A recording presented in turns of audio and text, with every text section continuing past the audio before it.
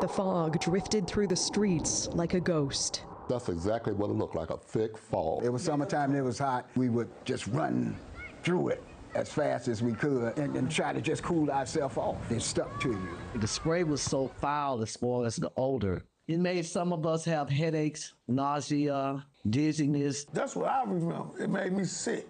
It wasn't the weather. It was an eerie smoke descending from rooftops, rolling from the backs of trucks. Regular flatbed truck, but it had a big machine on the back.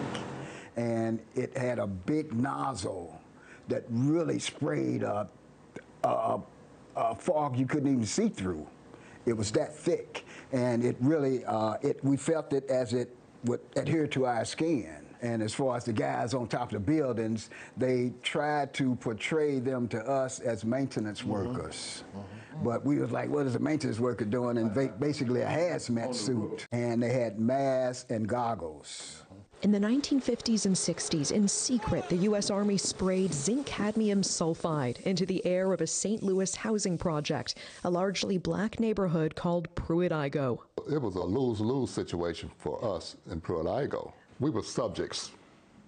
We were subjects. They didn't ask for our permission. We didn't ask for them to spray us. My government used me like I was a guinea pig.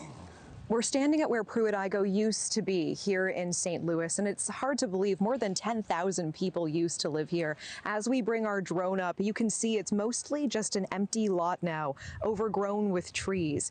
This used to be filled with 33 high-rise buildings. It was all demolished in 1976. And according to the National Research Council, St. Louis was chosen for spraying experiments because it had similar characteristics to Soviet targets like Moscow in terms of population density and terrain and proximity to a river. The government now admits to a secretive series of Cold War tests, including one dubbed large area coverage. More than 30 tests conducted across the U.S. and Canada, spraying zinc-cadmium sulfide from planes, rooftops, and vehicles to simulate how a biological attack might spread, all to prepare for potential warfare against the Soviets. Many of us have been in the military and had top-secret clearances. We know how it works. We have died for America. We have fought for America. You are a veteran. I am United States Air Force veteran. Dr. Starks, you're a veteran as well, isn't Yes, I am. I'm an Air Force veteran also. Is there a sense of betrayal here? Definitely, definitely. They want to know if those secret tests have anything to do with what they're observing with their own eyes. I lost my two older siblings to cancer. I lost a brother last month. I've been diagnosed recently with a rare form of lymphoma. I had cancer of the left kidney, had partial removal of my left kidney. News Nation reached out to the Army for answers. They provided a one-page response. It says the Army's own Center for Health Promotion and Preventive Medicine investigated in 1994 and found inhalation exposure would not pose a health risk. They also cite later corroborating reviews, including a 1997 review by the National Research Council. Perhaps they assumed we wouldn't read the NRC's 380-page report, but we did, and the Army's statement doesn't show the full picture. In that 1997 review, the National Research Council explicitly says repeated exposure to zinc-cadmium sulfide can cause kidney or bone toxicity or lung cancer if levels are high enough. And they admitted they couldn't fully assess the risk. Why? Because some Army records remain classified, it says, for national security reasons.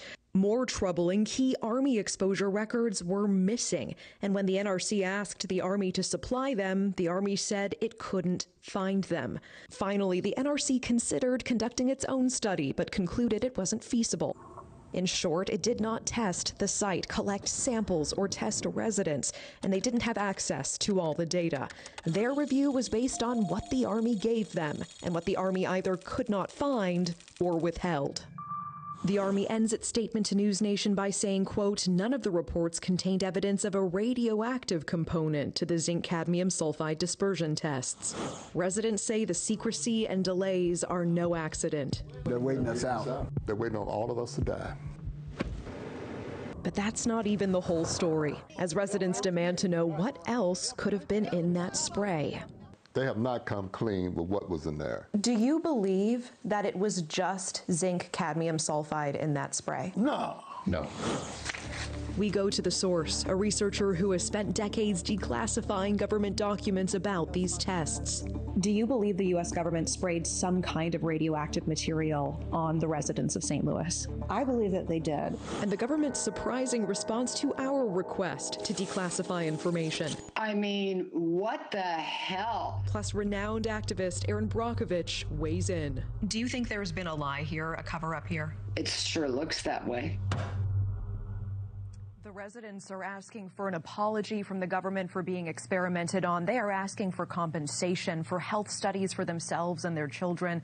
They're also asking for transparency. They want the government to release all the documents about the spraying. So, Elizabeth, tomorrow night on your show, we will go on a journey to try to declassify the one government document that a key researcher tells us she has never been able to expose. And we take the investigation to Erin Brockovich. For the residents still here, still fighting, the question is whether they will get any answers before it's too late. Elizabeth. Well, they'll have a better chance of it with you on the case. Natasha Zuvez, thank you so much.